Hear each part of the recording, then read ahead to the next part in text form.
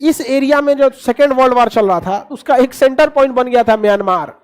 Myanmar पे Japan ने एक साइड से कब्जा कर लिया, एक साइड में अंग्रेजों ने। समझ में आ गया कि नहीं आ गया? अब सुभाष चंद्र बोस पहुंच गए कहां पे? म्यांमार में। वहां कहां पहुंच गए? म्यांमार में।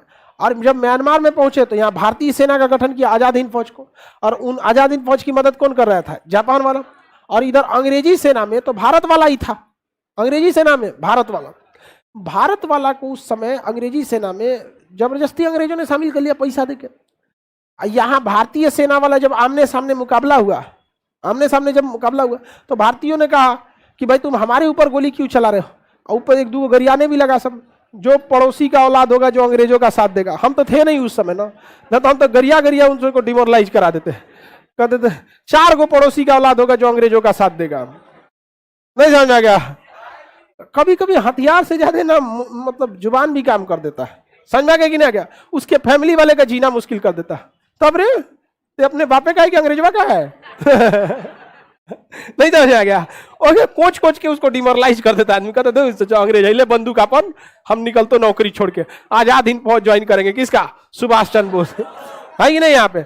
इनको कहो भाई असली शेर ये है सुभाष चंद्र बोस के साथ जो आजाद हिंद फौज के लड़ रहे हैं।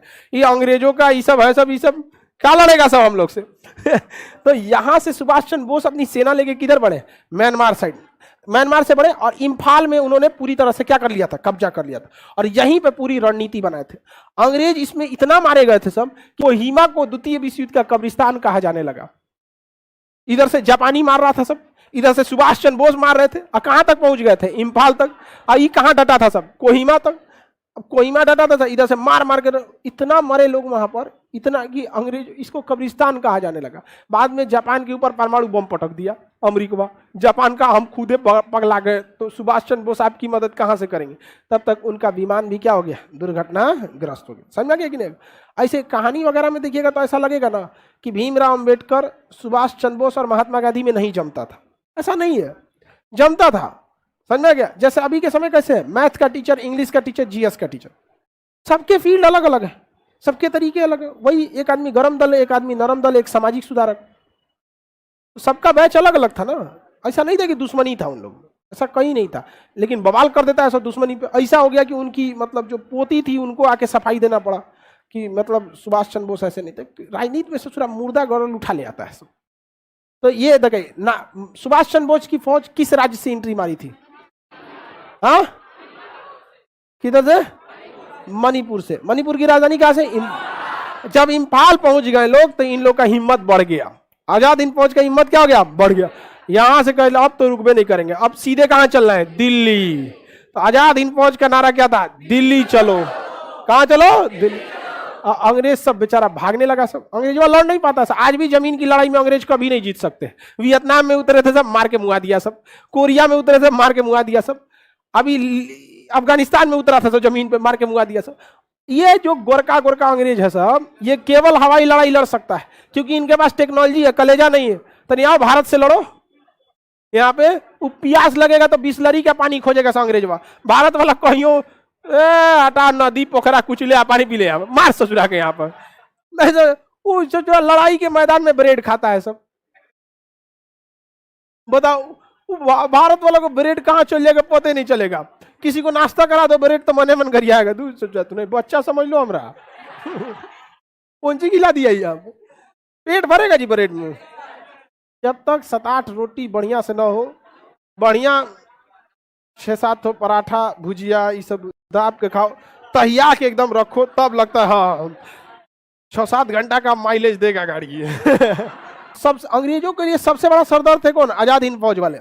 क्योंकि आजाद हिंद फौज वाले सादा वर्दी में भी थे और आजाद हिंद फौज की प्रेरणा से अंग्रेजों के फौजी भी उसी में थे।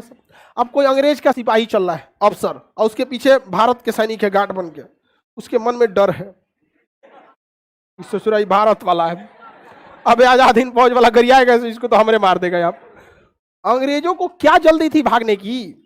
वो प्रथम विश्व युद्ध द्वितीय विश्व युद्ध जीत चुके थे। महात्मा गांधी जेल में थे, सुभाष चंद्र बोस की मृत्यु हो चुकी थी।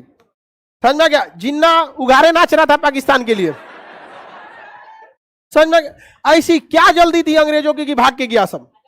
आजाद हिंद फौज खोज खोज के मार रहा था तो कहा रे चोट्टा कहीं का। डबल गुस्सा की, एक हमें गुलाम रखा, दूसरा गुस्सा की उनके कमांडर सुभाष चंद्र बोस की विमान दुर्घटना में आकस्मिक मृत्यु हो गई। इतना मार मारा कि खुद संसद में बोले थे वहां के प्रधानमंत्री क्लीमेंट एटली कि हम 1948 में भारत को आजाद कर देंगे। क्या जल्दी पड़ गया कि 47 नहीं बीत पाया, आपसे आधे में भाग गए। और इस मार मारा था सभी आजाद हिंद फौज वाला, जिसका कोई हद नहीं, यहाँ पर पता ही नहीं चलता था। आते थे सब प्रेम से, ऐसे निकालता था, अंग्रेज को लगता था खैनी निकालेगा, और निकाल मार दी धाए खैनी निकालता है तो हम यहाँ पे समझ के भारत वाला कई कई जगह डिजाइनदार ना होता है, कहीं खैनी इधर रखेगा, कोनो लुंगी में मोड़ ले रहेगा, कहाँ कहाँ रखेगा, उसको कंफ्यूजन में था सब। अंग्रेज डर गया सब कि खैनी निकालने के बहाने बंदूक निकाल दे रहा।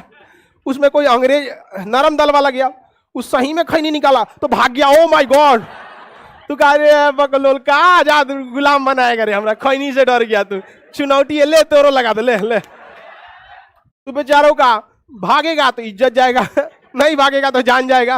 अंग्रेजों ने कहा भाई मर जाएगा आदमी, पागल हो जाएगा यार, या तो सभी के सभी गरम दल हो जाओ या तो सभी के सभी नरम दल हो जाओ। यार समझ में नहीं आता कि सामने वाला बंदा है कौन सा, तो चुनौती निकालेगा कि बंदूक, समझ में नहीं आता है।